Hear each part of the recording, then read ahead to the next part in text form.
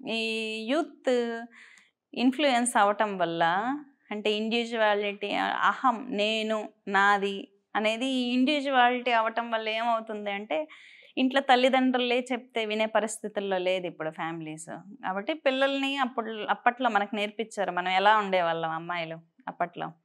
ఇంట్లో ఇంట్లో పద్ధతులను బట్టి, పెద్దవాళ్ళకి గౌరవం. ఇప్పుడు గురువులంటే రెస్పెక్ట్ లేదు. అది. ఆ రెస్పెక్టు అది ఉంటే మన ధర్మం గట్టిగా నిలబడుతుంది. వినాలి మరి పిల్లలు చెప్పినప్పుడు వినాలి. కనీసం గురువులు అంటే ఎక్కడైనా మంత్రదీక్ష తీసుకున్నప్పుడు గూడా నేను చాలా గమనించాను ఏంటంటే, గురువు మీద భక్తి, శరణాగతి అనేది ఉండాలి. మంత్రదీక్షలు తీసుకున్నా గూడా చాలా మందికి నమ్మకాలు ఉండవనమాట. అందుకే మంత్రం అనేది ఎప్పుడు సక్సెస్ అవ్వదు. ఇంకొకటేంటంటే దేవాలయాలు.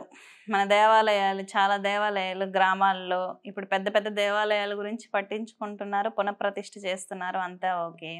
సేవాభావం అనేది అలవాటు చేసుకోవాలి.